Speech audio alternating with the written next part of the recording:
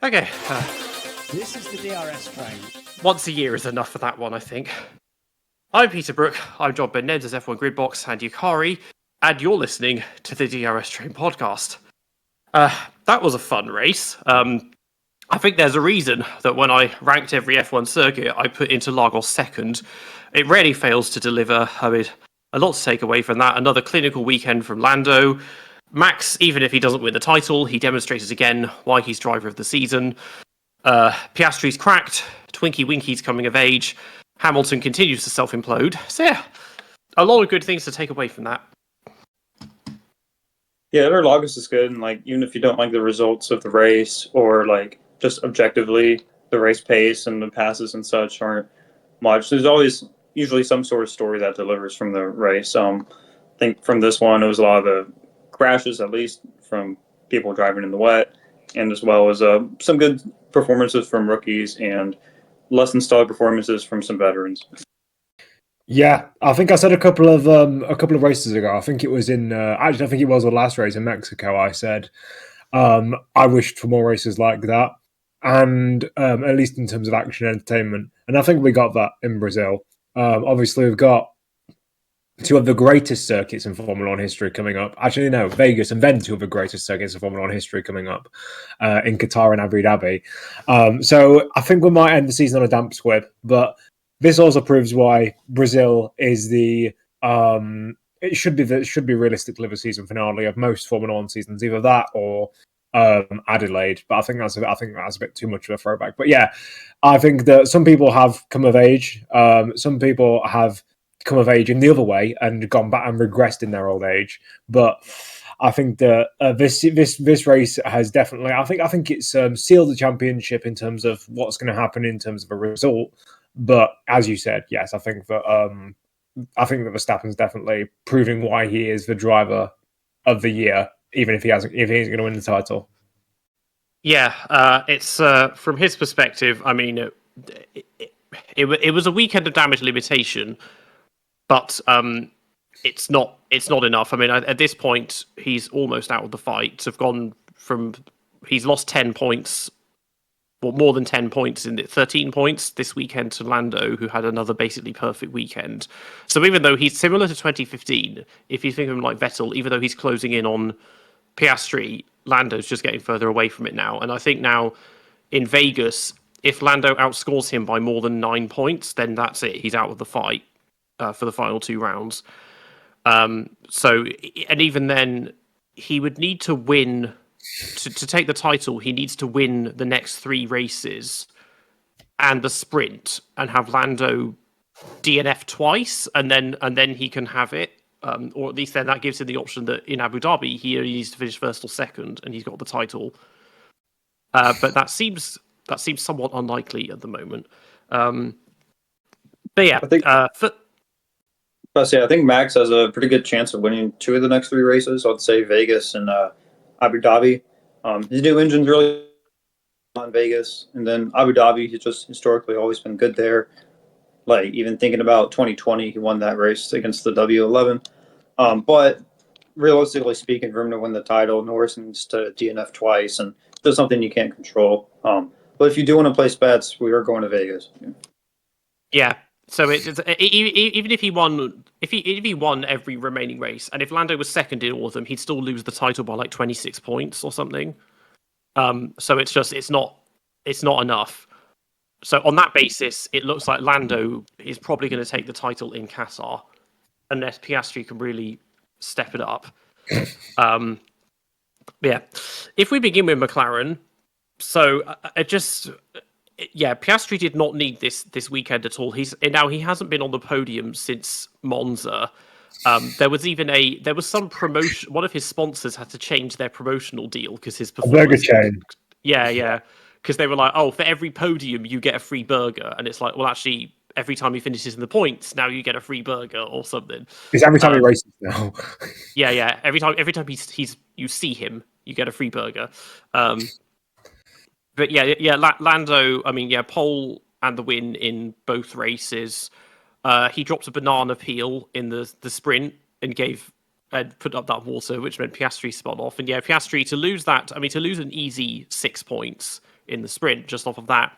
And then in the race, we saw that dive as well. And looking back at it, and I'm like, it's sort of a penalty, but not really. I think he probably would have avoided that penalty if he'd just given the place back to Antonelli, because he ended up hitting him. And then, Antonelli was extremely lucky that Leclerc was on the outside, because otherwise he would have just spun.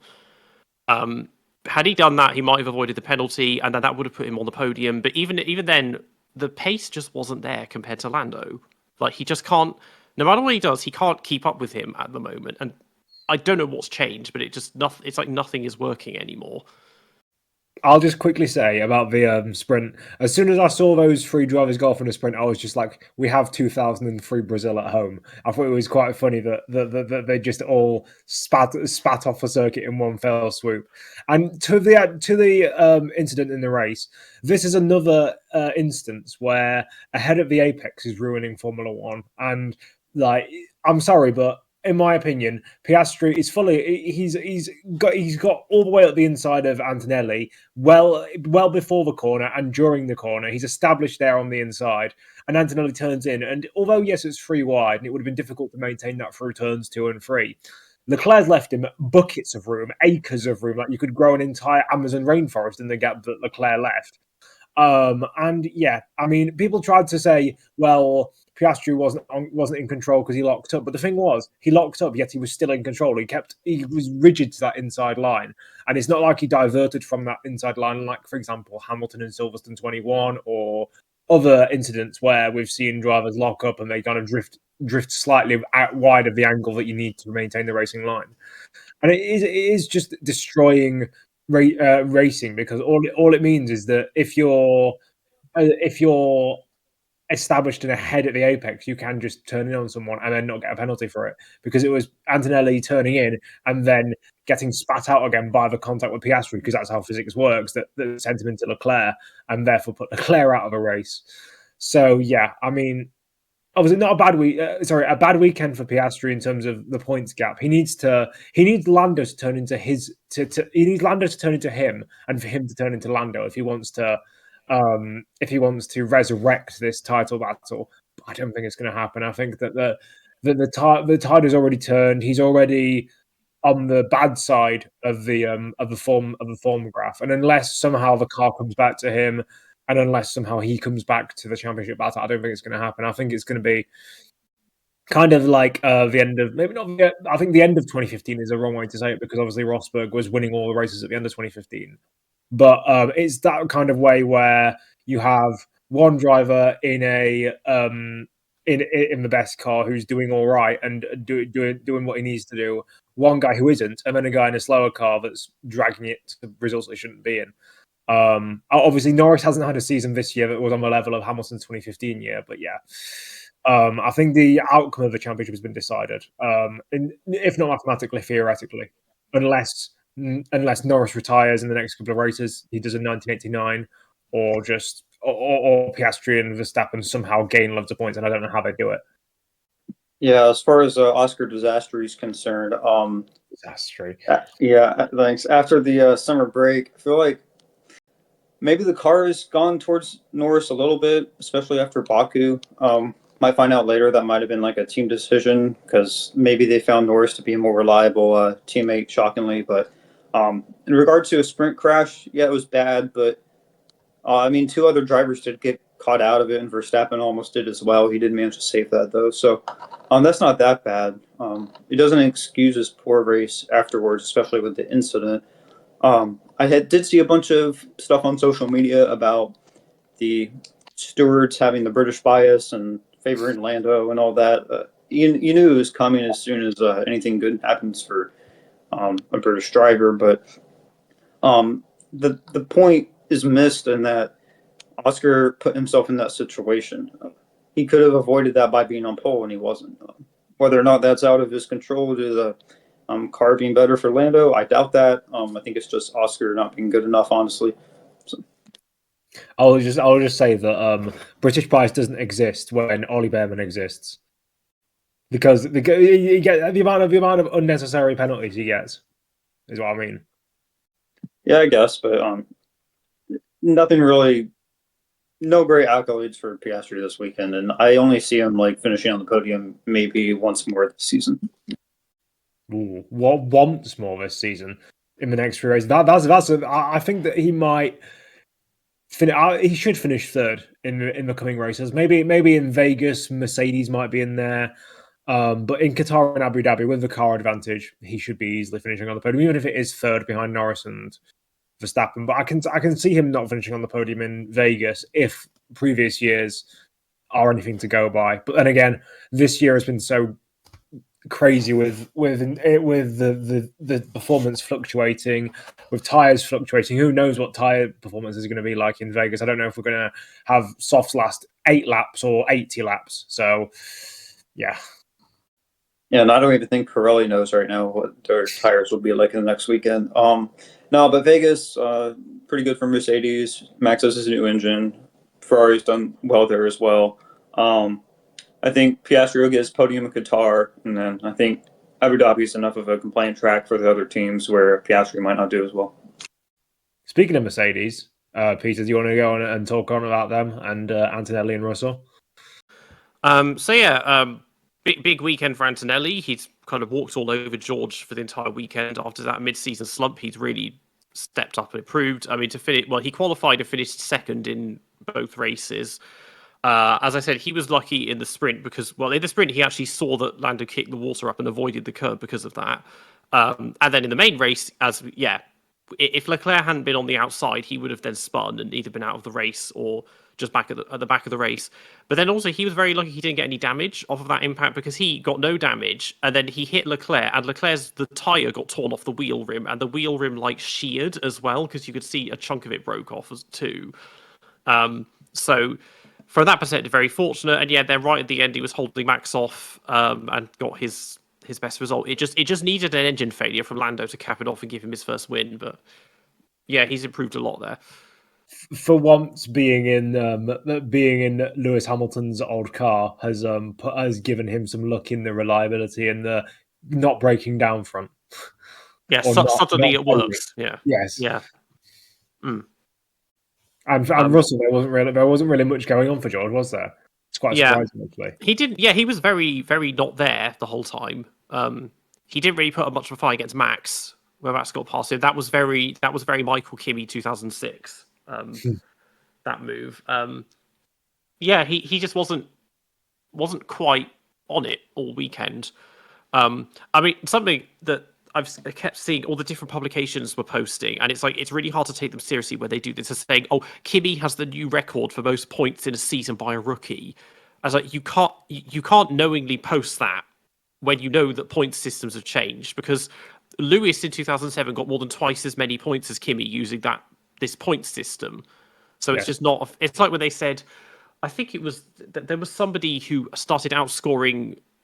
I think it was Villeneuve came up. There was someone who hit that milestone. It might have been Leclerc or someone, or no, it was when Lance Stroll had more career points than Jacques Villeneuve. And it's like, again, Villeneuve has about 3 times as many points as Stroll, like using the same point system. So just don't. Like, yeah, it's really annoying. This was something that interested me because I did some analysis on this, and I looked at for all of the rookie seasons, the good ones, the notable ones in F1 history, and I found there's only like 3 or 4 that are better than Hamilton in terms of points per race finished, because I did it because obviously reliability and stuff has changed since 2007 and has changed since the 50s. So I decided to account for reliability.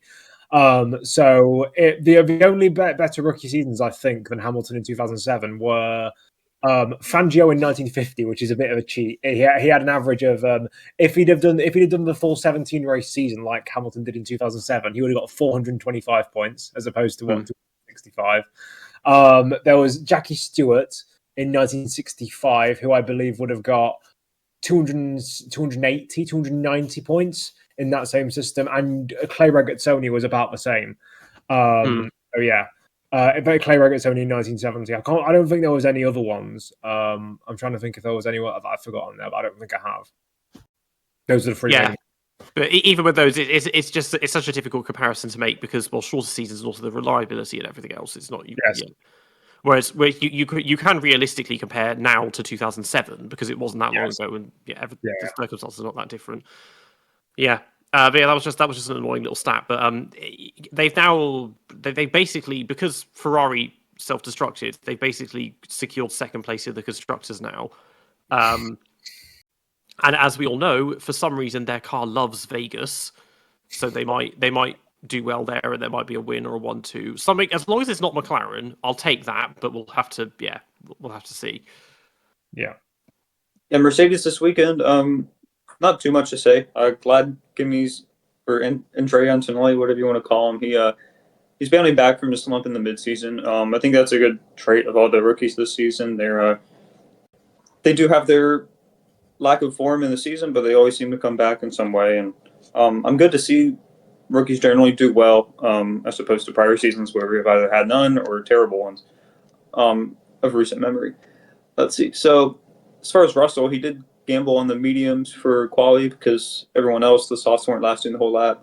Ended up just not working terribly well for him, and probably just a setup issue caused him not to have a great race pace because, I mean, we know he has the talent to do well enough in the race. It just didn't happen for him this weekend. Just one to write off, honestly. Nothing terribly concerning. I could see him on the podium for Vegas, though. Yeah, I think that's fair. I'm assuming it's Verstappen next because he got third, didn't he? Or Red Bull.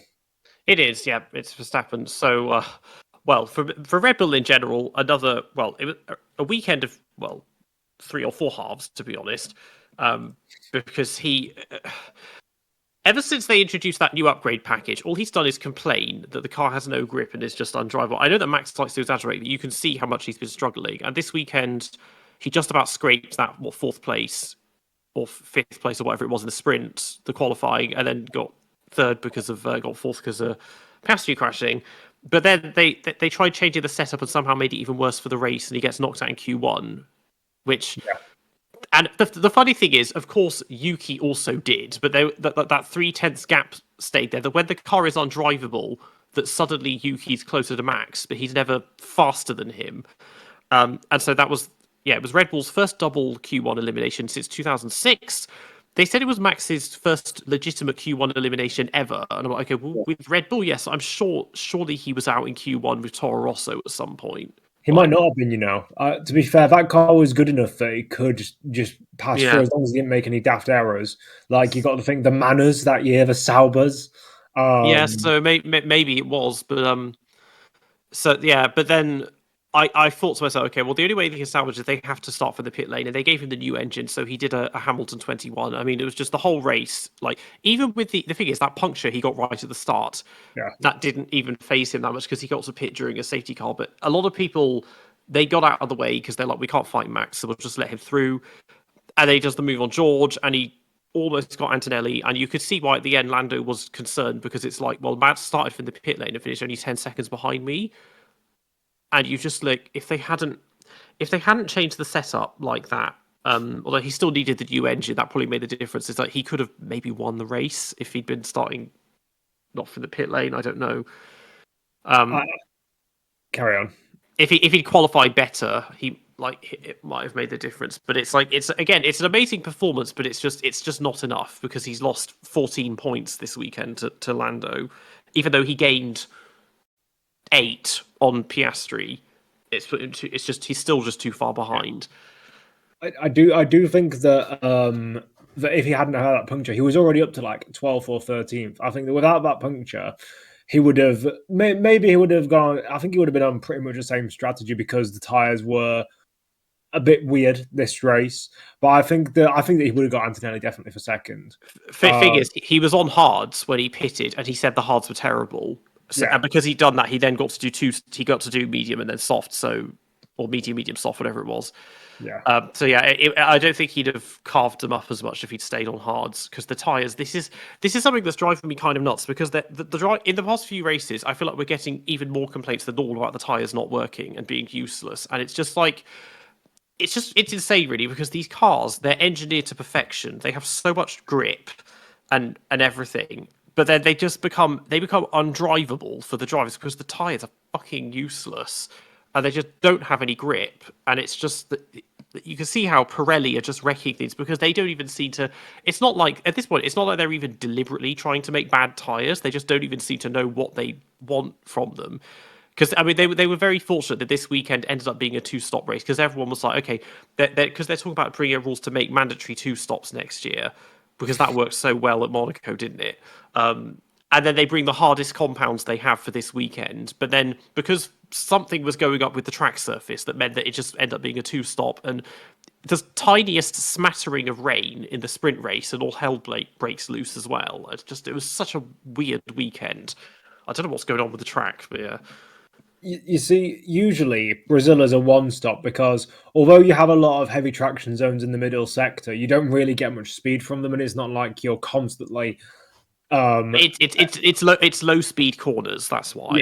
Yeah. So usually it's a 1-stop, and so the way that it's now, but became a 2-stop. I like the strategy variation. I do like the kind of the jeopardy that this brings. But I think that if you're going to have jeopardy, and if you're going to have not really knowing what's going to happen in terms of the tires, I think you should have a better model for that. Would be the early 2013 tire, the early 2013 construction, because then, don't get me wrong, they had a lot of faults, and they delaminated too quickly, and they fell off the cliff quite heavily. But at least you could push them for 1 lap. You could you knew when the tires were going, and you knew kind of how it was going to work. And I mean those tires produced some great races, some 3 stops, some 4 stops. I would like to see those tires back, to be honest, because apart from the delaminations that were caused by the serrated curbs at Silverstone, there was nothing wrong with them. And obviously, I know they are different construction and different tire widths and all that sort of stuff. But that kind of idea of, we have a soft tire that lasts 5 laps, we have a medium tire that lasts a bit longer, and a hard tire that lasts a bit longer, but they all degrade in kind of the same aggressive downward trend. I think it would be good, or at least just any system where they degrade in a linear fashion. So that you can go, so that we don't have this issue where if you push really hard, the tires will last 5 laps, but if you don't push really hard, they'll last 70. As long as the tires are consistent, I think that would bring it back. Yeah, they're a bit all over the place. I don't like soft tires lasting longer than hards if you just nurse them enough. That shouldn't be happening. No, Max did quite well. He maximized the result, obviously. I think, without the VSC, he gets second. Honestly, I think starting from the pit lane, considering just their qual pace, it's the best option. And I don't think he gets any higher if he stays on the grid. I think the new engine is really going to carry him for a good amount of the races, sort of like Lewis in 21. Maybe not as severe, though, just because the McLaren's so fast. But in regards to Pirelli, they're doing their best. It's just not good enough. I think a big issue though, like the big overarching meta issue with Pirelli is that F1 as their client, they want a lot of strategic variety out of the tire. The problem is that if that's your only factor for bringing the strategic variety, um, it's just a single point of failure. If it doesn't work, then the whole race is bad. So, if we, for example, in the late '90s, we had like these tires that would last forever and get faster, but because of the light enough cars and refueling, you still had strategic variety, and um, there was something else to watch because of that. So, just something to think about. I mean, they could just maybe experiment with like basically raw dogging the races and having tires that last an entire season and no refueling or anything like that. And so it's like you start the race like, yeah, there we go, just go as fast as you can, whole race, and there's nothing stopping you pushing all the way, and just see what happens. Because then it's just pure pace and nothing else. Like, I think that would be a bit shit. I wouldn't mind going like a more refined version of that, for example, like 2005, where you can't change tires for an entire race, but you can refuel, for example. I do think that bringing refueling back would solve quite a few issues in Formula One because, not only you talked about the 1 point of failure, if the tires are bad, then you can just use some different refueling strategies. But also, everyone's been complaining about car weight and how the cars keep getting heavier and heavier. Let's take at least 50 kilograms out by saying you can start on half fuel load or you can start on a small fuel load, and that's instantly the cars are like 50 kilograms lighter. And in quality, so I think that would fix a lot of the issues. Also, I mean, I'm just going back to the mid 2000s. I think we should bring back groove tires to slow them down, to make the braking zones longer, to make overtaking into braking zones a lot easier. We don't need the groove tires. I mean, they never should have had that. Like, I think. Just think how fast those cars could have been if they had slicks, like in the mid noughties. Fast cars don't create good racing cars in terms of overtaking. Yeah, but they're just so annoying. Like I think refueling should come back. I mean, they need to get rid of the thing because the main thing for me that killed it at the time was that you had to qualify and race fuel. I was like, well, no, we'll get rid of that because that's just a dead. Because then nobody knows what your strategy is going to be at the start. Like literally nobody, because it's not like, oh, he's starting on these tires. It's like we have no idea how heavy their fuel is, and also because you have different teams will design their cars in different ways in terms of the size of the fuel tank. Because some of them might want to think, okay, we're going to go aggressive, so we'll have a smaller car, shorter wheelbase, but we'll have to pit more and all of that kind of thing. They need to do it, but they're terrified that because we had 2 occasions where a car caught fire in the pit lane or something. And one of those was because they were using an illegal fuel map, and the other one because the driver was just being stupid or something. But like, just that it's not a safety risk. Every other motorsport does refueling, and no one dies, so we can do it. Yeah, but that was a point I was going to make. Like NASCAR and IndyCar, the 2 other motorsports I watch, they do refueling just fine, and they have the precautions in place and stuff. There was another point that I was going to make, and I've now completely forgotten what it was. That's great from me. But oh yeah, it was. Are you sure that no one knew what fuel people were running? Like when Alonso took pole in Hungary in 2009, are you sure that people didn't think that he was putting on a light fuel load? Well, no. Well, no. My point is that you don't qualify on race fuel. So if everyone does, qualifying is like it is. You just you put in fuel for 1 lap.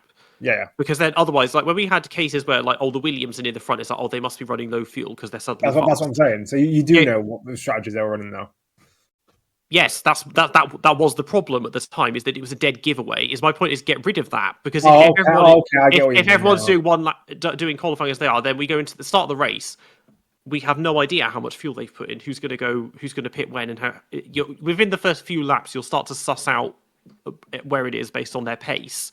But yeah, like that needs to be a thing. And that was annoying because it also it ruined quali laps in terms of actually understanding the true pace of those cars, because they were doing heavy fuel in qualifying runs. It's like, well, the light fuel, they could go this much faster, and maybe they'd be faster than the hybrids, and so that for the statisticians, it's annoying too. Do you think maybe that for example, doing what they did with the medium tires for a while and doing it in Q2 instead, but you start on your loads from Q2 instead of from Q3? No, none of that. I just want pure pace. Like again, it's like we had that stupid rule that you had to start on the tires you qualified on. They got rid of that a few years back. It's like, no, just let qualifying be pure. Just raw speed. It doesn't need to be good racing. It's just who is the fastest, and then you can play all your little shenanigans and gimmicks in the race itself. But let's just have qualifying. Let that just be how fast can you go, and nothing else. One-shot qualifying. I mean, one-shot qualifying is intriguing. I really wish we had that in like 2012, because then we could have watched a whole lap of HRT at the beginning of every quali session. I think the only problem with one-shot qualifying, I definitely do it in reverse championship order. So the guy who's first in the championship goes out first, and the guy who's last in the championship goes out last for parity. But the only problem with that is wet weather, like 2003 France. Yeah, that's the thing. That one, it was too. That race exposed why it wasn't. It basically just wasn't fair. But also, it was skewing things in the sense that you inevitably gave a pace advantage to the people at the back because they were on a less green track with all the rubber laid down, even if it was in dry conditions. And it's like, I get that it helps them, but it's still not really representative pace. I think the way we fix that is we just have the one-shot qualifying system in place, and then if it's a wet weekend or if it's a wet Saturday, then you just revert back to the old system, the old 18, 15, 10, 12 session. Yeah, maybe that there's probably 100 reasons, like bureaucratic reasons. They'll say, "Oh, that's too logistically complex" or whatever. I don't know, but yeah, nothing is. But there'll be two. Yeah, I don't know. To be honest, the current system, if it ain't broke, don't fix it, and I think it works perfectly well. Yeah. So we may as well keep it. Okay, so that was So Max, absolutely supreme. That's what you'd expect. He made. We haven't even talked about Tsunoda. Yeah, Tsunoda. I know that's the thing. Like Tsunoda again. I mean, forget about being with Red Bull. He's not even going to be in F1 next year at this point. It's just so desperately bad because he hits up. We didn't even see him hit. He hit Stroll at the start of the race, didn't he? Spun him round. I think so. Yes. I remember that. Yeah, he got the penalty and then got another penalty because he took the penalty wrong. And then he finished at the end of the race. There was 6 seconds separating 7th to 16th. Yes. And then Tsunoda was another 10 seconds behind by himself in last place. And Max went from the pit lane to the podium, and Tsunoda went from pit lane to last. It's just, it just could not be worse. It's just how and again, everyone thought, oh, he's got the same driving style. He's aggressive oversteer or whatever it was. So that he'll be amazing. It's like, okay, in the 3 races this year where the car has sucked and Max has been slow, he's been only 2 tenths behind him or whatever. But he's just been. It's just so. It's like it's not even that he's slow. It's something goes wrong in every weekend, whether it's his own mistakes or reliability or a pit stop's messed up or something. And it's just like there's honestly no point in him being there because he's contributed so little. It's a miracle that Red Bull are ahead of Ferrari in the constructors, considering what Yuki has done. He's had to be honest, he's been in F1 for 5 years now. He's crashed 1,000 times. He's had 2 good races. He's just done he's not Kobayashi. He's not Sato. He's just done. No, he's more Ukyo Katayama than Ukyo Katayama was. His best result in Formula 1 is still Abu Dhabi 21, 4 years on. 4th. I can't even remember. Well, I mean, I can't remember how he ended up in 4th at the end, but I don't know either. I'm guessing it was just that he was part of that group in between Hamilton and Verstappen, but managed to fuck off in front of the rest of the pack.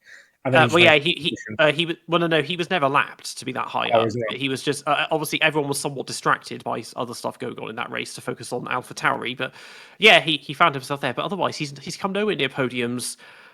Just lots of crashes.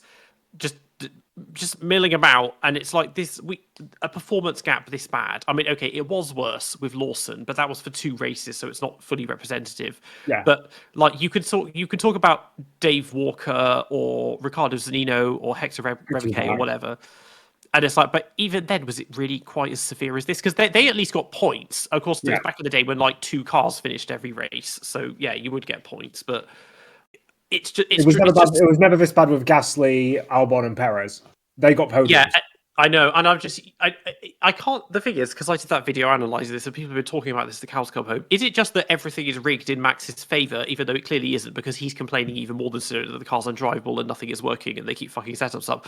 Or is Max really just that godly and that amazing. Like, I think it's a mix of Max being godly and, or not godly, but very good, and Tsunoda just being blindingly average slash not mediocre, but that kind of direction. It's like Verstappen versus Schumacher in '94, ironically, or Lato versus Schumacher. Like, they're not bad drivers by any stretch, but they're just not good drivers either. I'm just trying to think because with Schumacher, I mean, in terms of his teammates, okay, he shat all over Verstappen, ironically, 1994. Herbert got some wins. Irvine nearly won the championship in his absence. Barrichello was a great second driver. Massa was Massa. Rosberg beat him. Like, yeah, that's all. None of it was like, he wasn't like abnormally better. I mean, obviously, as a rookie, he was more or less paired up to PK. He beat Brundle and Patrese into submission. But again, they were still reasonably good. Yes. And then Hamilton is like, okay, well, all of his teammates have either been as good as him, slightly worse, they've beaten him, or they've been Kovalainen, who was obviously worse, but he still got some podiums. He got a win, some point, and then when he went to Caterham, he was supreme with them for 3 years, but we just didn't notice it because he was running around in 16th every race. This is the problem we have with this. Is something I say because people talk about Verstappen's teammates, and obviously he has had worse teammates than Hamilton, than Schumacher, than Prost, than Senna, those guys. But the thing is that, I mean, obviously people have both say, even Schumacher, people criticize him for his teammates. This is what I say. Obviously, how you do against great teammates is relevant, but also how you do against, because the best drivers make good drivers look average. The best drivers make great drivers look good. The best drivers make legends look like greats rather than legends. If you get what I mean. Like, if you look at relatively, like, as I said, like, we've said this, like, Brundle, Patrese, Irvine, Barrichello, Herbert, they're all good or great drivers in their own right, but Schumacher made them look average or only good if they were great. And that's the point. Yeah. Whereas Hamilton, for example, I'm not just going to dunk on him, I'll dunk on probably Senna as well. He made guys like Button, Alonso, who are in that great category. He didn't really make them look good. They had their results kind of despite him being there, and they were either level to him or they were slightly. As I said, even Kovalainen, for example, at the start of 2009 in qualifying pace, Kovalainen was faster than Hamilton because the car was bad and because Hamilton doesn't know how to drive bad cars. Like, even Kovalainen at times could match Hamilton, whereas I don't think we've ever seen that with Verstappen, Schumacher, Prost, Clark, Fangio, the other greats of all time. Yeah, I mean, Lewis has never destroyed a teammate in this manner because even Bottas would win a few races and it was very, very close in quali, and the other ones either they had seasons where they did beat him, so it's just not. Yes. Whereas Max, it's just no contest with Max. Yes, I think this weekend of all was the biggest indictment of Tsunoda so far. Not even necessarily because of his own performance, which wasn't even great anyway, but because of how he did with his team this weekend. And by that I mean he did do well in qualifying either, obviously, but the team still elected not to give him a new engine and start from the pit lane. I think it would make sense for a team to do that with a reliable rear gunner second driver, but obviously the team doesn't think that, so they didn't do that with him. I think that's a big indictment on Tsunoda, and I think they'll be still searching for about 2 or 3 years till they can find a good second teammate for Max. They need to wait for Lindblad to get good. It's the thing is, it feels like in the Red Bull pipeline, there basically isn't a good teammate for Max because Hadjar's not going to be any better. Lawson's not going to go there again. What's his face? Lindblad's a rookie. Like it's not.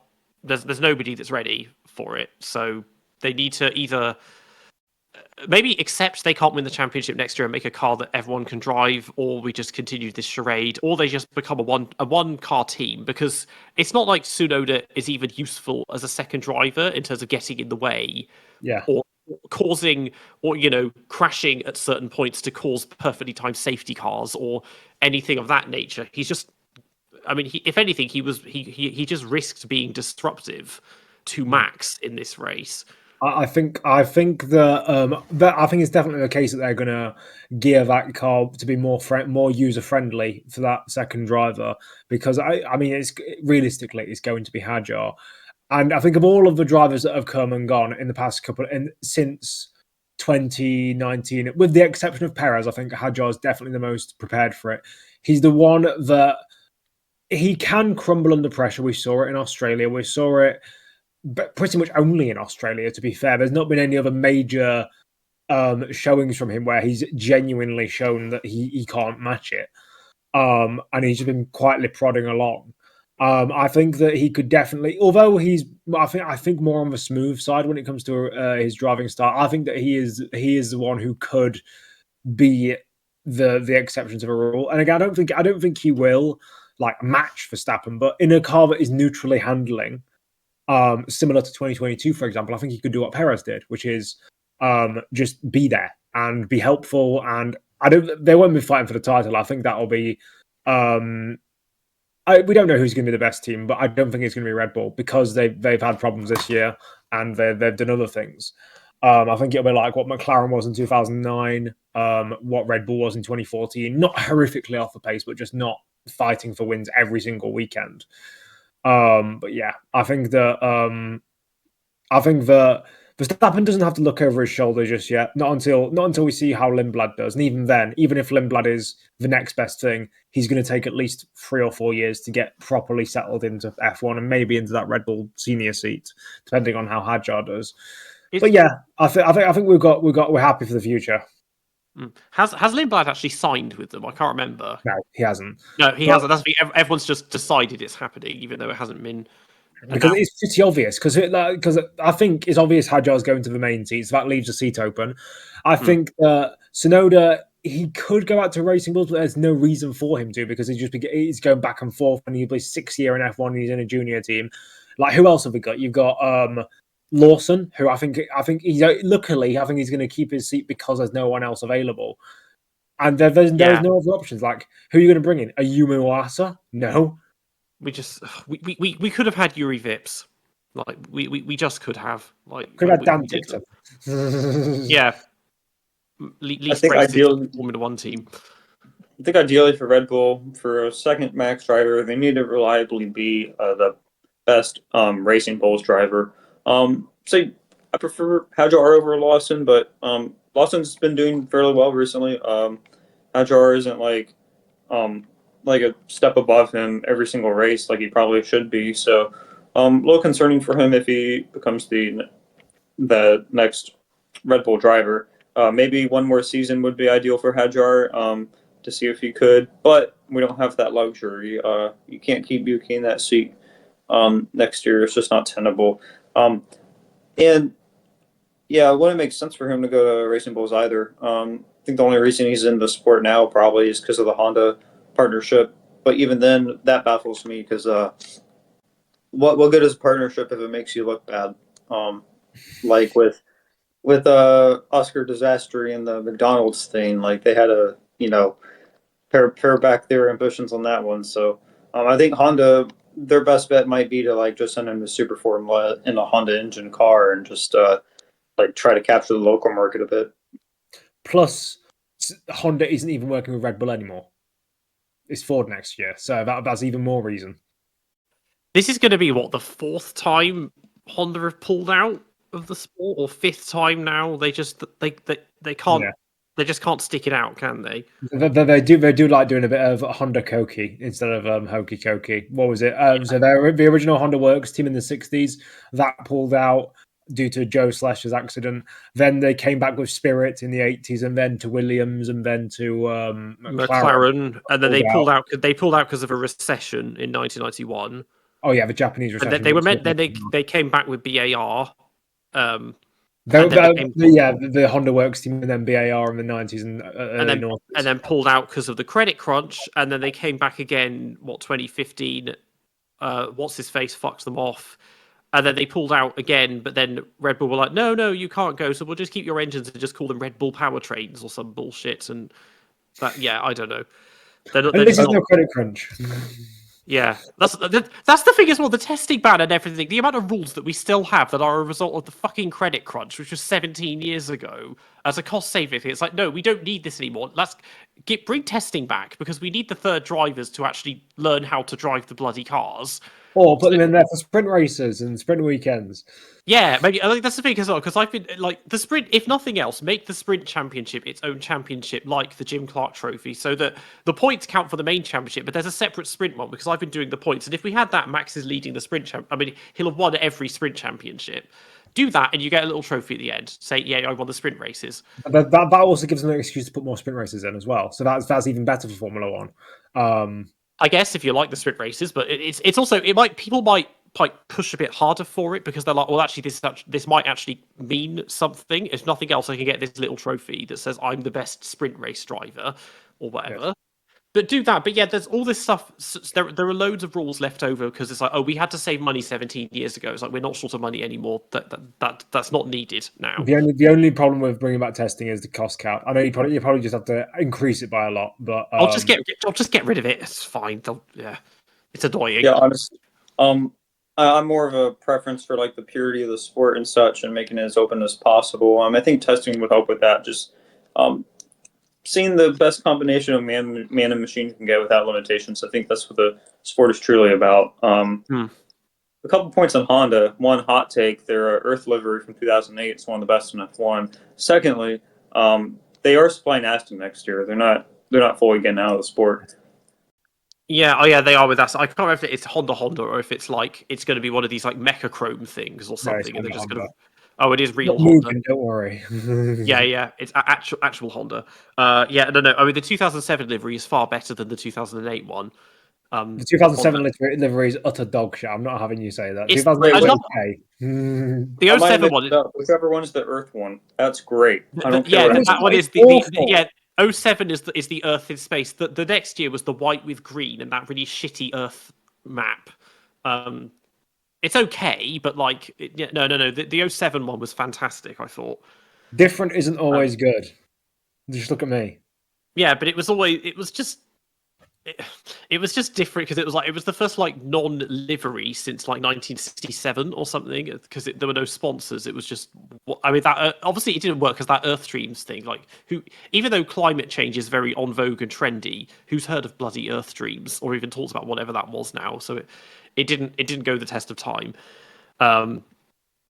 Yeah, but they're Honda, they're going to be in and out. But yeah, keep it open. I mean, also just the third drivers. Imagine because it kind of pains me that we get to the end of the season, like we had in Mexico, they just throw in all these random third drivers, and you get your one FT1 session. The thing is, they also do it not because they need it, because they have to do it. Yes. As well, it's like we're not going to get any data from this. You're not going to get anything out of this because driving the car once for 90 minutes is not going to help you. But otherwise, you could carry on. But otherwise, you could have them clocking in like 30,000-40,000 K a year at Magello or wherever it is, doing all of that in the background, and then they're perfectly prepared if they do need to come in and actually test. Because with Lawson, those first two races, they could have been sending him away to do testing in between them. At least it's something, and to see if they can actually unlock how to fix it or whatever. Instead, it was like, oh no, it's shit. I've got no way to improve, and it's still shit at the next race because I'm not allowed to drive the bloody thing. Just change the rules so that you can the what's it called, the mandatory two FP sessions for young drivers. Just change that so that it's 2 sprint weekends instead of for young drivers. Yeah, or Friday drivers come back all season. You have a third driver that just does Friday. Yeah, that's another one. That'd be amazing. That'd just be someone more, because then it's like that would create so much interest, because that way you could actually have a proper test between like Colapinto and Doohan, even though I know they signed Colapinto next year, but they could have been doing this all season. It's like, well, actually Doohan's times are looking pretty good in practice, so maybe we should try him again and see if he's not going to be fucking useless in the races. Yeah, and Aaron, they could have just done a sort of twink roulette on the second Alpine seat and just tried them all out.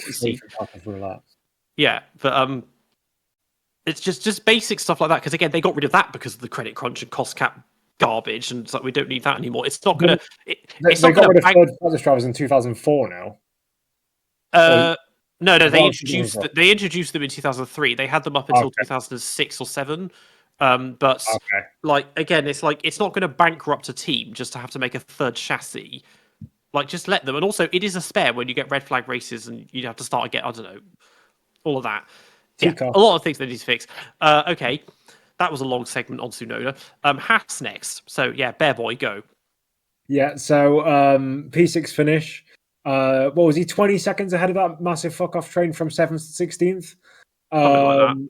Yeah, and I mean, I wouldn't put it on the same level as his Mexico drive, but I think people are now starting to realize that he is the best rookie of the year, and that he's that because when he was putting in good performances at the start of the year, for example, like Suzuka and other racers, he was finishing 10th.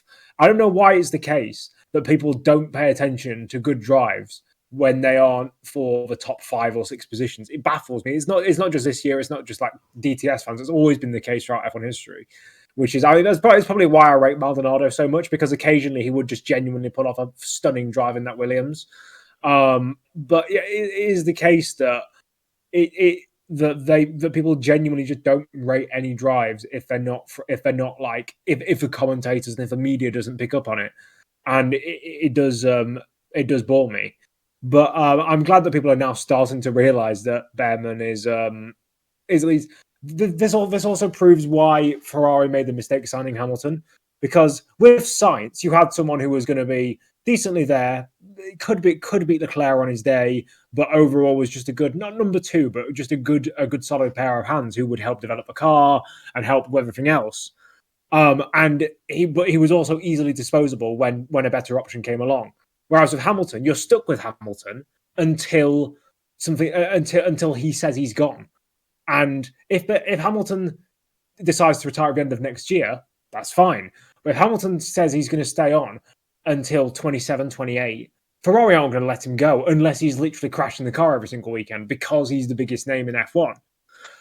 They should have kept with Sainz, because Sainz would have been the better driver than what Hamilton's doing this year, and he would have also been easily disposable. Whereas Hamilton is a worse driver and he's not as disposable. And he's going to regress.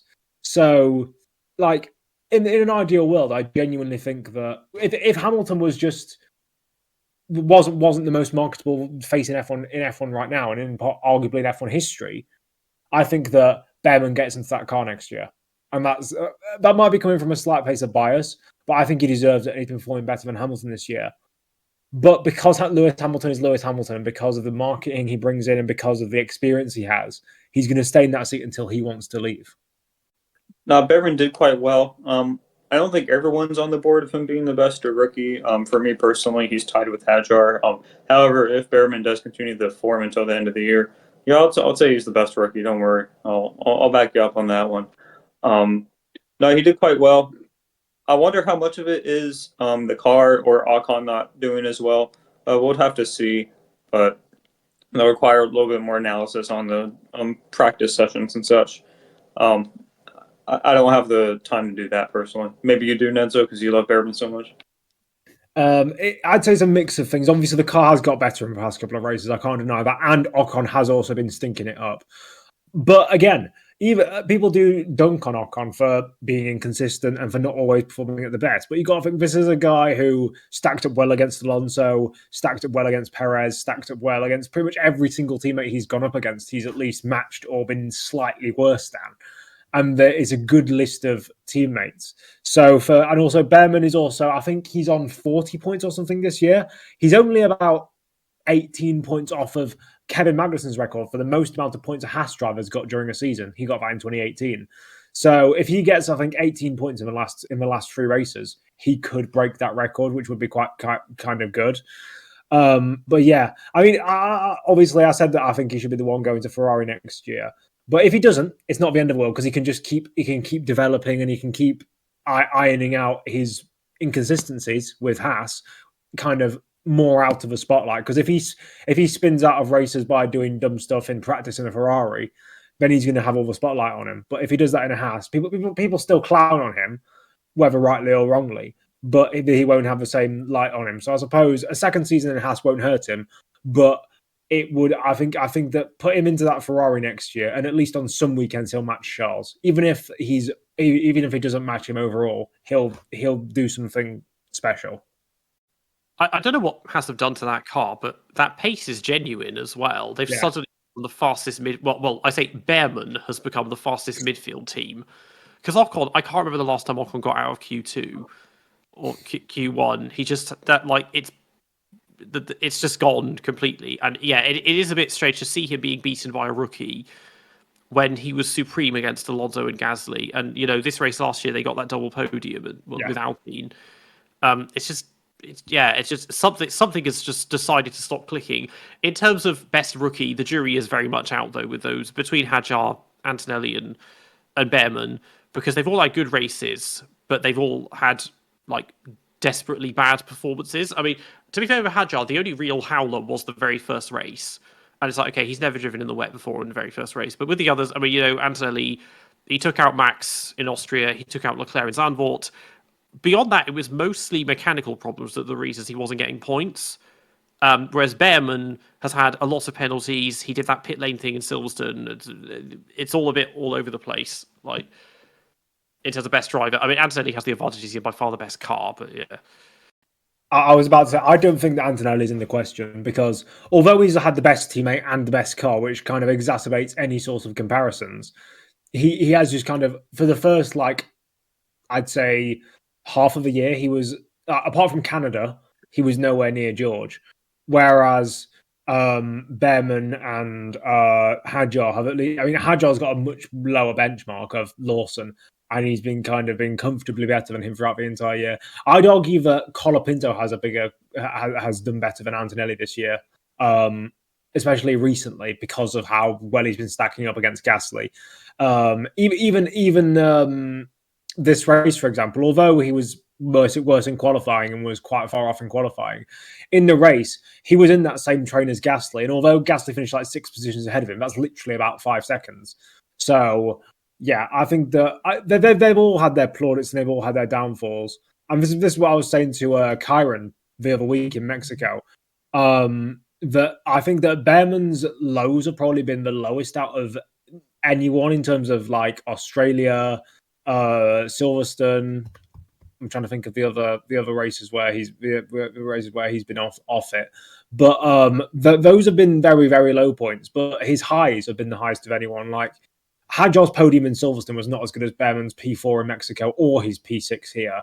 So yeah, that's what I think. And again, yeah, I think as long as we all kind of agree that they've all had their pros and cons, I don't really care who puts what where, as long as you don't put Antonelli as your best rookie of the year.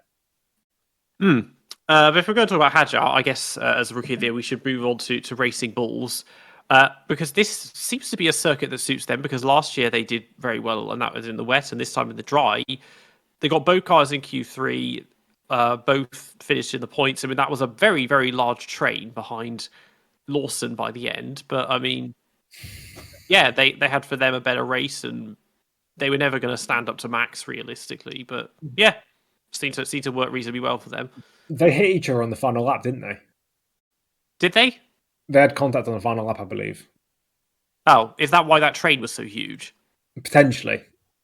Yeah, I mean, they were 2/10 apart at the end, so there might have been a little bit of argy-bargy, I don't know, but... Yeah, but 7th... Well, I mean, yeah, okay, Hadjar went from 5th to 8th, but Lawson started 7th and finished 7th, so he was fine, but... So they did basically go backwards, but still, double points is not that common for them, so they'll take it and run, I guess. I mean, it doesn't mean that Lawson's any closer to getting that seat with Red Bull again. I mean, he's become sort of listless in a similar way to Gasly and everyone. He's going to have to find a team that will just keep him for several years, and he can be extremely mid with them. He more or less already has a shot, and it's kind of like the Cali Yuga. It's just generally going to be a decline for him. Rest of his career in F1, in my opinion. There's just not enough seats to go around, honestly, and people are pretty locked in. Also, just because of the cost caps and such, I feel like the teams are just very risk averse when it comes to trying out new people. That could be a big part of it. Other than that, I feel like Minority were pretty anonymous this race. I didn't find anything too much to talk about with them. I mean, on Lawson, like it's sort of sad when you look back to Red Bull, because the hype was huge, and all the prep and the social stuff and all the interviews and everything he was doing, and then he ended up being the worst driver they've had probably ever. It just and he's like, even now, like sometimes there's a good race, but for the most part he is being beaten quite resoundingly by Hadjar. And I mean, he at the beginning of the season he was considered a rookie, even though his debut was 2 years ago, because he'd only done the odd race here and there, and it's like that's not a rookie. Like it's the same way that Colapinto is not a rookie because he's done basically an entire 1950 season worth of races last year with Williams. There was a very loose step. Whereas I mean, you could make a case that Doohan was because he done one race or whatever, but like the others, it's not rookie really. Yeah, I think you're right about that hype train because, regrettably, during the 2025 season prediction, I said Lawson was going to be Max's best teammate since Ricardo. You forget about that. Yeah. I forgot my predictions. If we did I imagine we did them, and I need to. We need All to my look other back ones at were those. good, but that one was terrible. We can do a reaction video. Yeah. I remember predicting that Antonelli would win a race, and it's like, well, to be fair, he's not that far off. Like it could happen. I mean, if Mercedes are good in Vegas, and he's better than George, yeah, then it is definitely a possibility still. I can't remember my other predictions. I think probably I predicted that Lewis would get shat on by Leclerc, and obviously that has happened. So I don't. Yeah. I can't think. Maybe I didn't think Max would be as close as it would take the fight as close as he has, but I can't remember the other ones. But yeah. So Racing Bulls kick Sauber. Well, Hulkenberg again, sort of good. I mean, yeah, he was one of the ones that crashed in the sprint, but he kept it going. He got 2 points, which is Sauber. That's fine. Bortoletto, I mean, God knows what that was. That was a very expensive weekend for his team. I mean, to crash that badly on the last lap as well. I'm looking at that, and I can't tell if he caught a wet patch or maybe he turned with the DRS open because he turned quite. That's what it was. Yeah, he turned quite aggressively, so that was a huge shunt, and then missed qualifying, and then just got strolled on the first lap, and that's his weekend for Rubens Bortoletto. To be fair, I don't think did Stroll get a penalty for that, by the way, because it got noted by the stewards. Maybe because Tsunoda hit him and spun him. They're like, well, there's your penalty, probably. I don't know, but they didn't give him one for that, and it's like that's not even a place where you crash normally because he was pushing him out so much. Like, yeah, he's very good at finding barrier placement in a way. He crashes like Stroll. He crashes in ways no other driver can. Like you're not supposed to crash at that corner.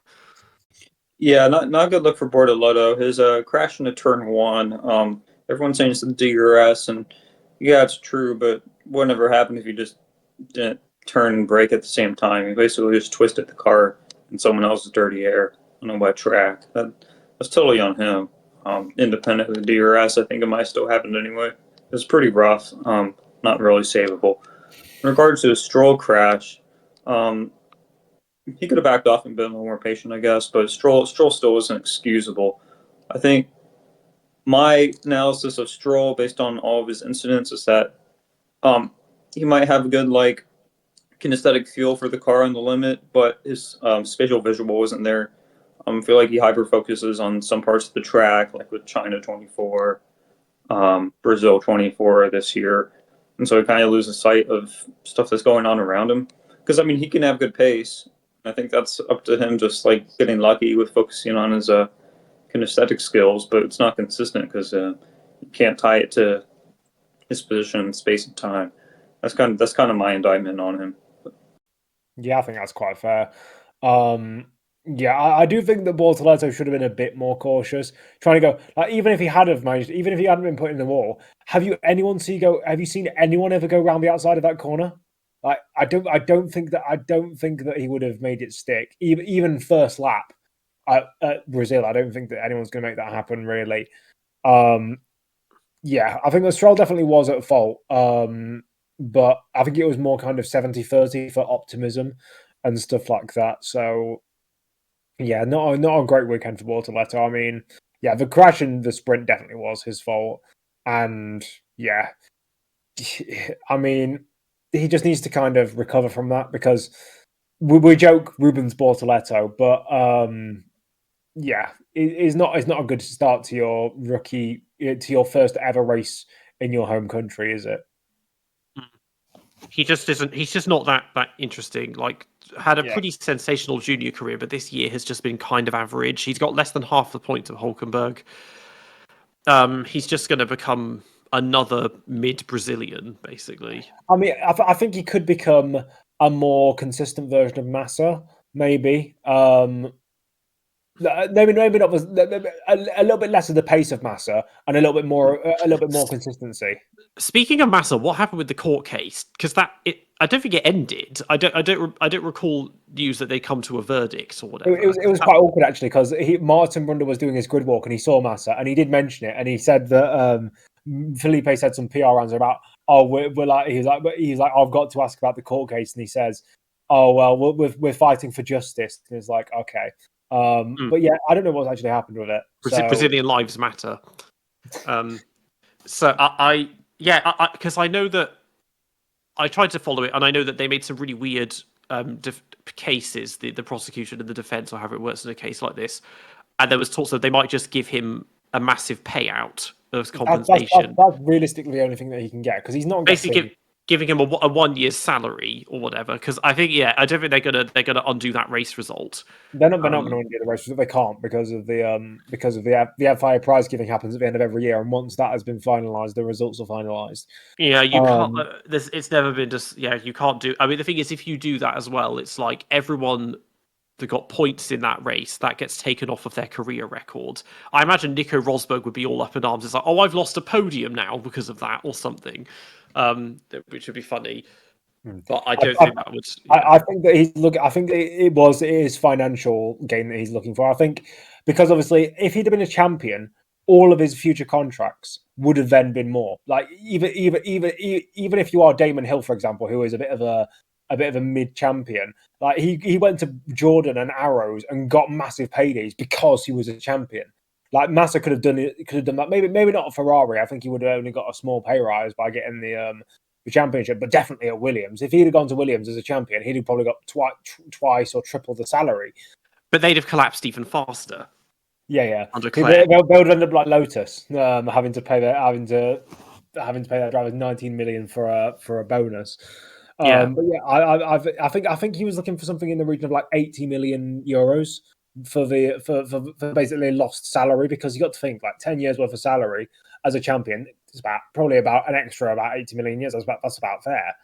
But yeah, not good for Hulkenberg. Kind of has arisen from his absolute. I wouldn't call it a slump since Silverstone. Like I think it's less of a slump and more falling down a set of stairs backwards. Yeah, or maybe the car's just a bit better. I don't know, but I don't know. He's doing okay. He's still just. I mean, he finally got the podium, but he's still just been bang average for forever. It's too little, too late if he suddenly starts getting good.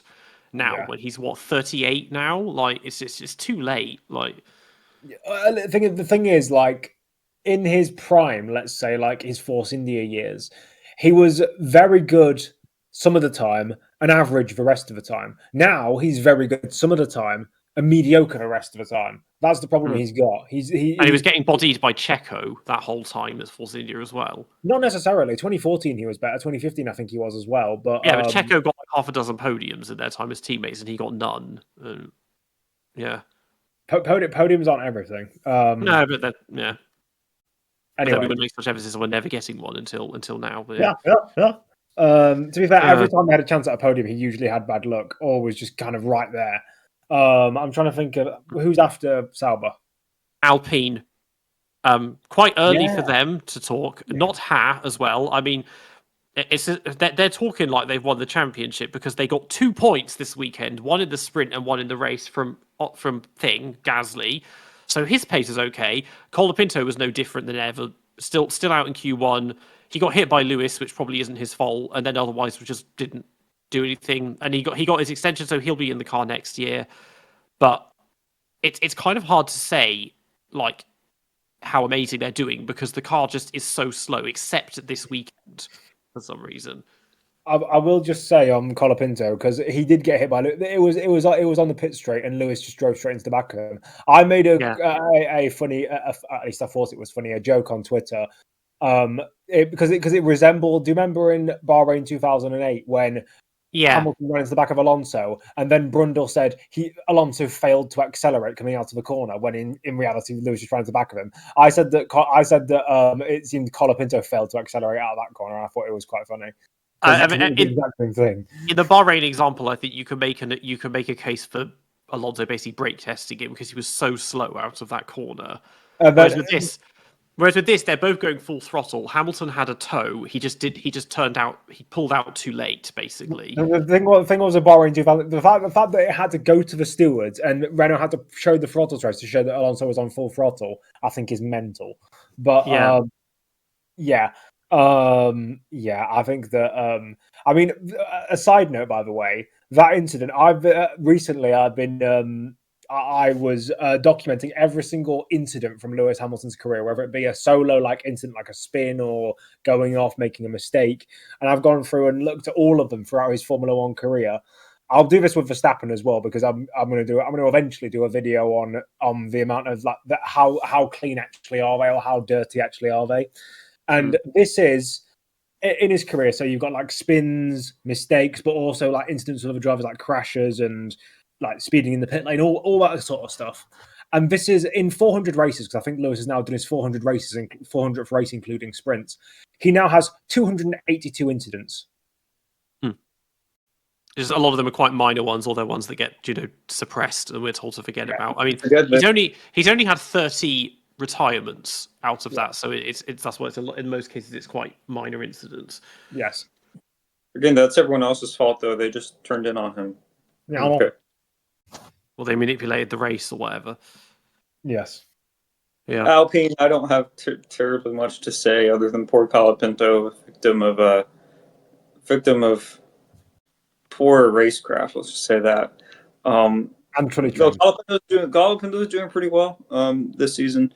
Not terribly great at the start, but he's rebounded a bit, and I think both, if I'm not mistaken, Alpine signed both drivers back up. So I'd like to see who comes out on top next year. Continue the fight when they're both at their both used to the sport now. Yeah. I can't see how Alpine are going to be any better next year, because they'll have the new engines, but the team seems so just discombobulated at the moment, and clearly having the Flav back there is not helping things. So I don't know what they're going to accept. Also, when are they going to change their name, because they're not Alpine anymore? They need to find a new name. I want to know what it is. HRT. I think that it'll be kind of. I think that 2025 Alpine to 2026 Alpine will be kind of like 2017 McLaren to 2018 McLaren, because throughout the McLaren Honda years, the chassis was always good but not fantastic, and the engine was always a dog shit. And now the Alpine chassis, the Alpine chassis is decent, but the engine is I don't know if it's a good chunk down on the rest of the field. So I think getting an engine that most likely will be the best on the grid, I think that they will go from being in the lower midfield to being at least in the mid-midfield, or it could be an upper midfield car, I guess, if development goes their way. But yeah, as long as we see, because I think the driver lineup is actually decent. I think if we were to do a driver lineup ranking, I don't think they'd be last. They've actually got two solid drivers who they can build off of. And I do think Colapinto is underrated. It's annoying because obviously Gasly scored all the points. It's kind of like what we have with Alonso and Stroll, especially at the start of the year, where Stroll was getting all the points in the good races. And then in all the races they weren't scoring, Alonso was better. But then in the races they do score, Gasly's better, and he gets all the headlines. And I think it's the same situation with Colapinto and Gasly as it was with Alonso and Stroll earlier in the year. Alonso was better more of the time when the car was bad, but when the car was able to score points, Stroll was the one doing it. Who's next? Who was next? It's Williams. They somehow went backwards in the race, only marginally. So it was another double Q2 elimination, and then they just finished outside the points. So they just didn't do anything. They were arguably the most anonymous team of the race. I didn't see them at all. Pretty much. I can't think. I feel like Albon. Okay, Albon got passed by Max. Sainz probably got passed by Max, but otherwise they just didn't There was nothing going on except they had that golf livery came back, didn't it? But Also, Sainz was involved with the accident at turn one with Lewis. oh yeah, Sainz hit Lewis, didn't he? Yeah, No, he Lewis did that. Sainz. Lewis is at Oh fault. yeah. Mhm. Yeah. Otherwise, that was it. They had another invisible race, didn't they? Yeah. Yeah. Aston Martin, again, they went backwards. Ace isn't here to spend 30 minutes explaining their pit strategies to us, but I feel like points were on the cards at one point for Alonso, and then they just weren't. And yeah, Stroll, as we said, had the thing with Nedzo, and he got spun by Tsunoda, and so they just didn't do anything. Got stuck in that train. So Alonso, I don't know. I was literally not to say I don't think. Apart from Stroll getting treated like a pinball, and Alonso. To that, I think Stroll beat Alonso for the first time in quite a while. I think in the race. But apart from that, no. Alonso beat Stroll. Also, Alonso got points in the sprint as well, didn't he? Oh yeah, I think I saw. I must have said that because I saw some pace charts. You know how you get it's like clean air like percentiles, and they're like Twitter accounts analyzing it. And I think Stroll was like 0.3 seconds quicker than Alonso apparently, but I don't really take them for gospel, because it's the case that if you have something out of your control take you out and then you catch up to the leader is just not pushing because he knows you're not going to catch him, that kind of thing. Yeah. That might have been Q1 because he beat Alonso in Q1. Maybe not the race. I mean, it's Q1. The only objective is to get out of Q1. It's not to. Yeah, it doesn't necessarily matter. It's not terribly great. It's not very. I don't know what Lawrence Stroll's in, but I'm sure Lawrence Stroll has higher ambitions than this, and it can't be very settling for him. Yeah. There is I was about to say that is one thing that I do that annoys me about data analysis. When people, for example, when it's comparing like Mercedes drivers in 2016, it's including Q1 results in their like qualifying gaps, and it's like, no, just don't. It's not. The thing is, for slow teams, those are representative times. But for the front runners, they often roll on mediums because they know they can get through. Especially in the days when we had Lotus version HRT, because only one other person would get knocked out in Q1. So you didn't. You just needed to not be that person. Yes, and you'd be fine. So it's never fully representative. But yeah, I imagine. Well, the thing is, Lawrence, he's biding his time because they'll be fighting for the championship next year. So he doesn't need to worry. Last team is Ferrari of all teams. They're behind. They're behind Max now. I mean, Leclerc. So yeah, obviously the accident clearly was not his fault, but he was the one that got screwed by it. Had that not happened, it would have been interesting to see him up at the front. I mean, he would have just wilted like a flower when Max came up behind him. Podiums, I don't know. He would have been around George and Twinkie. I don't know, but yeah. But Hamilton, similar to last year. This is the thing. It's weird because he's got honorary citizenship. They love him in Brazil, even though 20 years ago they hated him. I remember 2009 in the interviews after the race, he was having peanuts thrown at him by fans, like on camera and stuff, because he'd taken the title from Massa. Most it's like, okay, F1 fans. Yeah, but now they love him because he had one amazing race in a car with basically a legal engine, and they gave him the honorary citizenship. But his results, on paper, this is one of his worst circuits. Actually, he also glazes Senna. You've got to remember that. Yeah, he glazes Senna, even though he doesn't even know anything about him. Like, doesn't know that he drove for Tolman or whatever. But it was just funny. Like last year, we had the dichotomy. If he got the honor of driving Senna's McLaren, and then he had one of the worst races of his career afterwards in that Mercedes. And even this time, because him and Leclerc, they both qualified badly for the sprint. In the race, it was okay, and they both ended up in the points.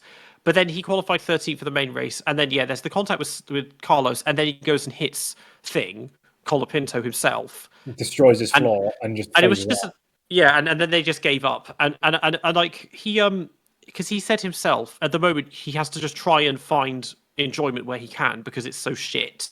And John Elkann's come out as like the drivers need to talk less and drive more as well.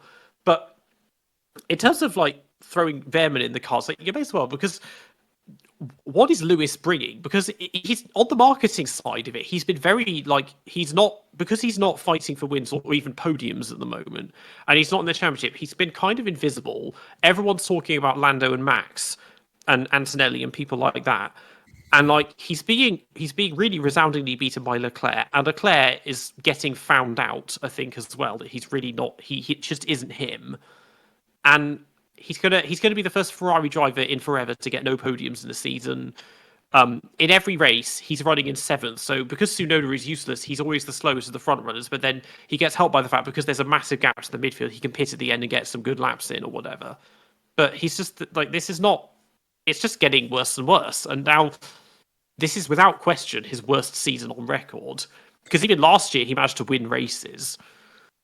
What drives me up the wall is when, whether it be Lewis fans or whether it just be F1 fans in general, when they say just wait until he adapts or something along those lines. Because what usually when a driver is struggling to adapt, like we've seen in the past with so many legendary drivers, when a driver struggles to adapt, they will, don't get me wrong, their average performances won't be as great as you expect, but they will still have 1 or 2 great performances. Like, for example, Schumacher in his Mercedes years. His Mercedes years were very underrated in my opinion.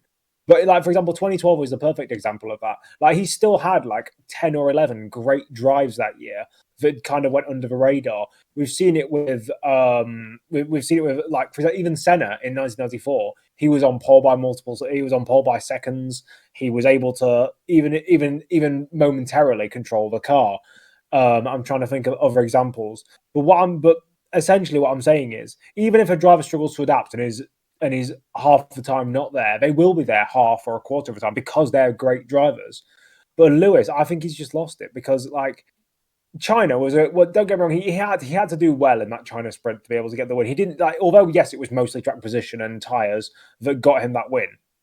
He had to get the pole position, he had to do all that. So he has that one result. But other than that, it has just been blindingly either average or decent. And there's not really, like, he's not been miles off of Leclerc. He's not a bad driver by any stretch, but he's just not what you need, what Ferrari needs. And yeah, I mean, as I said, if Lewis Hamilton was, let's say, Louis Cheese Milton, and he had no marketing capabilities, he'd be out of that seat. But unfortunately, he does have, not unfortunately, but he has the marketing capabilities, and he's able to. I guarantee that the 100 million euro salary or whatever it is that Ferrari are paying him has been made back just in the marketing and the merchandise and all that sort of stuff that he now sells because he's at Ferrari. Man, I've been waiting to rant about Lewis Hamilton whole podcast. I think he's in the thick of it, and everyone knows that, even Team LH. Starting off with his incident with Colapinto, that kind of reminded me of all these goats in their twilight years, like Prost 93 or Schumacher 12. Are they crashing into back markers on the pit straight, like, during the season? Like, I don't think so. I was thinking that one, and also against Bruno Senna in Spain as well. There was that. Yeah, but also, as far as Hamilton's seat, like, I'll be charitable. Still a good driver. He won 7 championships. Give him all. You can write off this season for him just getting to the team, having to adjust the car. Next year, make it his true litmus test with his development with the new car and such, and give him one good shot at a good year where he has a lot of influence. If he doesn't do it, replace him with Behrman. I think that's a good course of action, honestly.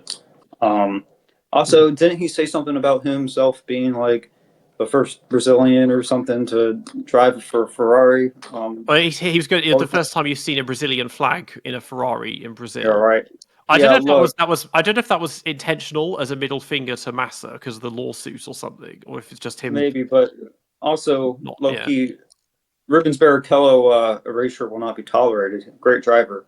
Considering, crazy thing to think about, but considering maybe no podiums, Rubens Barrichello being a better Ferrari driver than Lewis Hamilton, something to think about.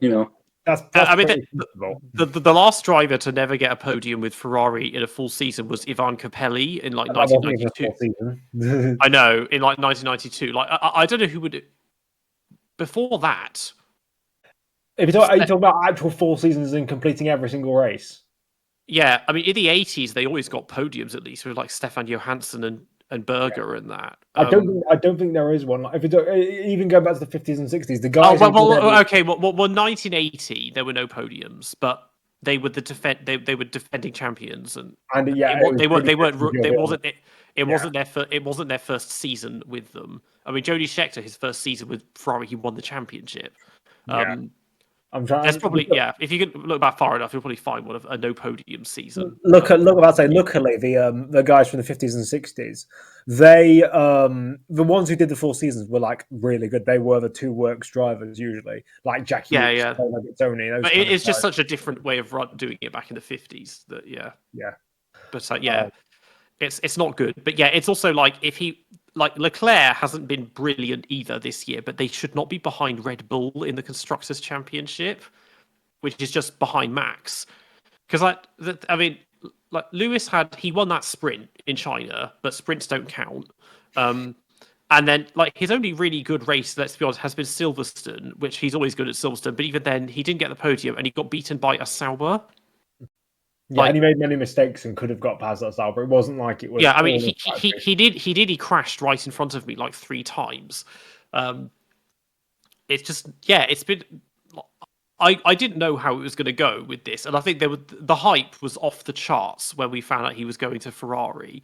And it's like, be realistic. Did you really think it was going to work? Because it didn't for Alonso or Kimi or Vettel. It's not they working. were in their prime. Yeah, they were in their prime, and it still didn't work. So when was it ever going to work for Lewis? I'm hoping that maybe he thinks, oh, actually, now I get it, why it was so hard for Vettel when he was having to fight against me and that rocket ship of a Mercedes that never broke down or whatever. Meanwhile, he has Ricardo Adami going on his radio and not doing anything. Yeah, but also it's like, think about the amount of hurdles. Like Vettel was fighting his own team more than Mercedes in those 2 seasons. So yeah, maybe now Lewis is starting to get it. Yeah, I think Peter, you and Ciaron at the start of this season had predicted exactly what happens to Lewis Hamilton. No, I think that was a good assessment of the situation. Speaking of Lewis Hamilton and your takes, you had mentioned earlier about the sprint race championship being treated like a Jim Clark trophy. Is the sprint championship the only way Hamilton gets his 8th title? Well, he's not. I don't think he's even in the fight for that. I have this actually. I want all the points because he won the first one. So let's have a look. Actually, see. At the moment, Max is leading on 27 points. Lewis is 4th on 21. So he's mathematically in the fight by 2 points. He would need to win. He would need to win the sprint with basically George Lando and Max not really scoring any points, and then he would be the sprint champion. But I think that's less likely. But it is interesting that all of the sprint titles have gone to Max since 2021. This would be his 5th consecutive sprint title if he can wrap that up at least. No one has any more than 2 wins in any sprints. Like Bottas and Perez, I think, have 2 sprint wins, and that's it. In 2024, Max won the first 4 sprints. In 2023, he won 4 of the 6 again. 2 of the 3 in 22, 2 of the he won 1 of them in 21. Yeah, God, it was such a dumb. It was such a dumb system. In 2021, only 5 drivers scored points. There are 3 drivers.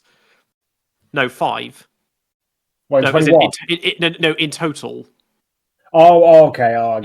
But the whole top 3. I mean, when they first did it, and I was like, the first time I had it, I was like, well, it's a bit of a novelty. But I was like, what's the point? It's for 3 points. No one's going to dare risk anything. And of course, Checo is the one that spins and has to start the main race from the back, because who else would it be? Like, at least now they've changed. They have made it a bit more worth it, other than they still don't want to crash like Bortoletto in case they can't do qualifying.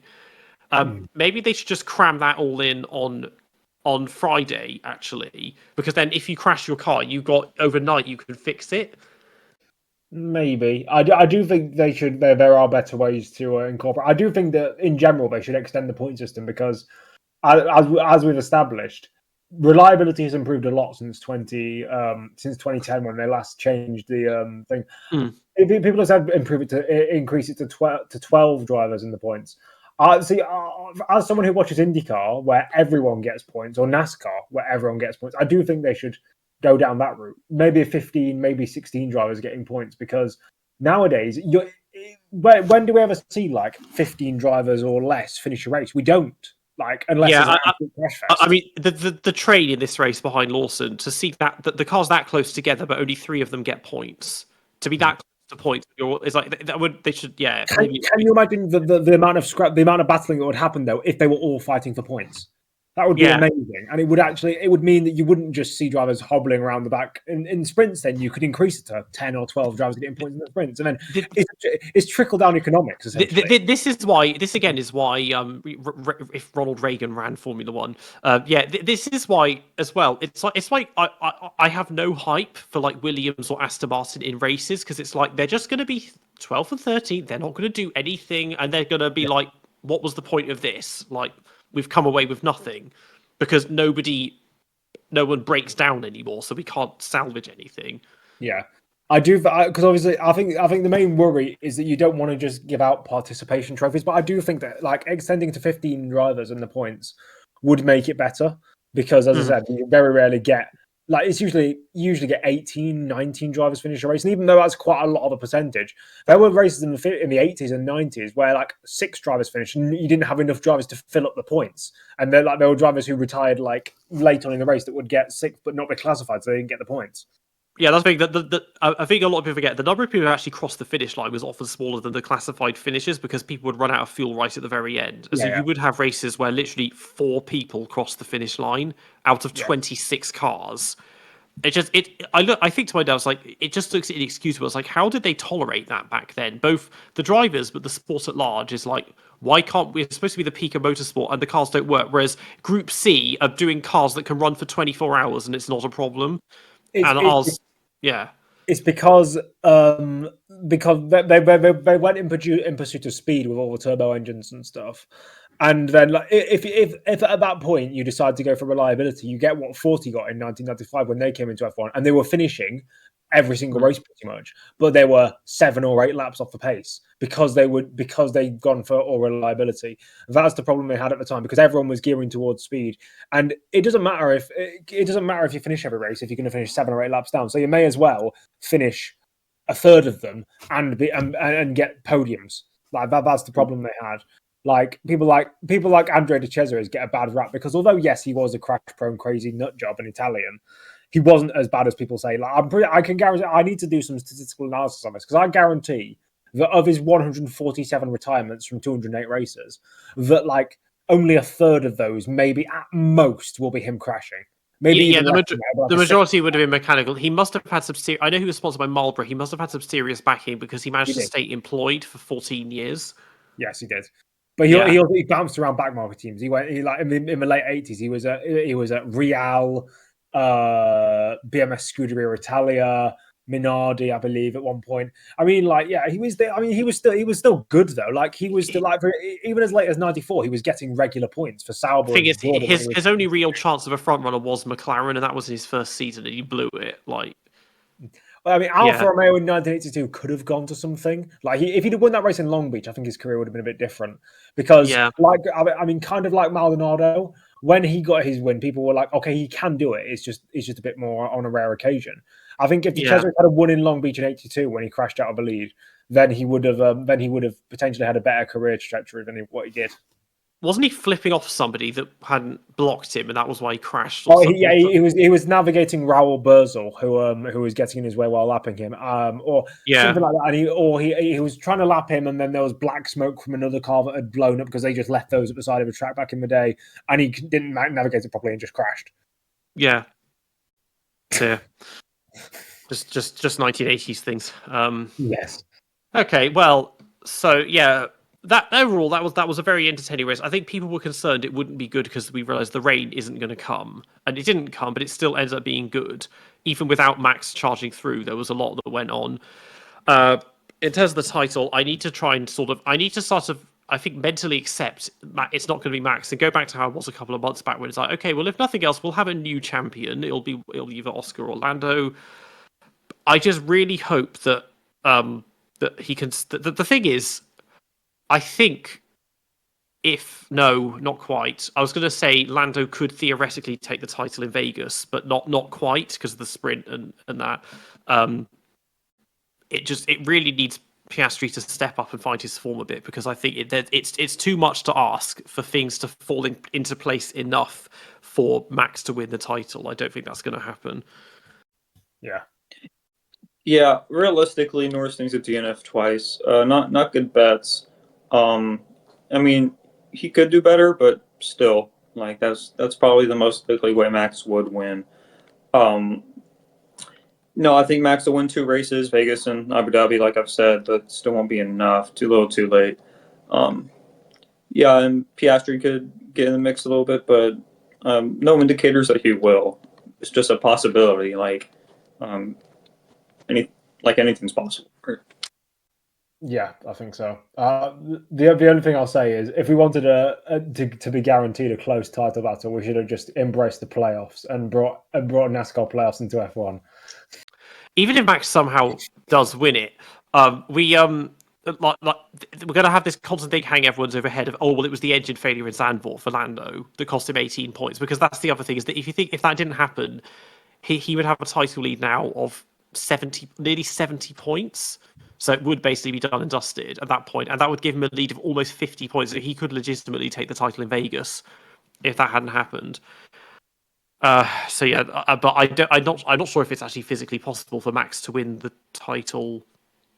Actually, no. If he won every race and Lando scored no points in the next 3 races, he could overhaul that. But doing that just off Lando crashing, I don't think is realistic. But anyway, 23 in Vegas. He did. I don't know what he did last year, but we've only had 2 races at Vegas. I don't really remember them well because I never get to watch them live. And this year it's on 4 a.m., so that's not happening. I mean, at least to the Max fan, which I'm generally am, at least there's some consolation in knowing that the gap is big enough to where, like, Max did do everything he could.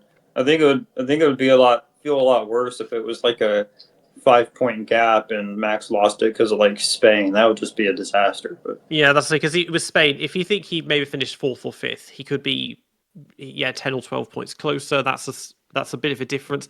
The penalty he got that's in Austria. The penalty in Spain as well, he could be within 20 points of him now. The thing is, those are the only errors he's made all season, really. I mean, one of them wasn't even his fault. Well, Silverstone in Spain. Well, Silverstone wasn't desperately bad. I mean, he had a couple of offs, didn't he? But the car just wasn't good. And then Spain, he got himself the penalty, so he's only lost a little bit. Whereas the McLarens have cost themselves a lot more points. Oh yeah, definitely. But he is definitely the driver of the year as a result of that. Yeah. But go back to the race itself. I guess we need to do the tops and the flops. Yeah. Tops. Well, Max. Dare I say Lando. And I guess Antonelli, the top 3, basically. I'll go for Verstappen. I'll go for. I'm going to lock Behrman in 2nd place, and then I'm going to choose between Norris and Antonelli. I think it's going to be Norris just because he checked out, and Antonelli would not have finished 2nd if Verstappen had have not started 16th. For me, Max, Norris, and then I think if I could do this, I think I'll tie Behrman and Alonso. I was impressed with Alonso, and I think he only fell off because Aston was kind of going through his tires. Okay. Flops. Well, for the whole weekend, Piastri, Hamilton, and Bortoletto, I think. I'll go Hamilton, Bortoletto, and Tsunoda. Yeah, I'll just copy Nedzo. That's all. I forgot Tsunoda, yeah. So that was a very good race. I'm not convinced the final 3 races will be particularly good, but title's not done yet, and anything can happen. And I guess we'll just have to wait and see what happens in Vegas, and if it stays in Vegas. What Verstappen's in Vegas? Yes. Yes. You've been listening to the DRS Train podcast. We're on YouTube and Spotify, and you can find us on Instagram and X at the DRS Train podcast. If you're a channel member, you can get access to bonus footage and behind the scenes content, and you can join our current members, which are Gittel Bedell, Elizabeth Hernbrook, Josh Kuhn, Chris Adea, and Blue Guy. Make sure to tune in for our next episode. Stay safe, and we'll see you all next time. Bye.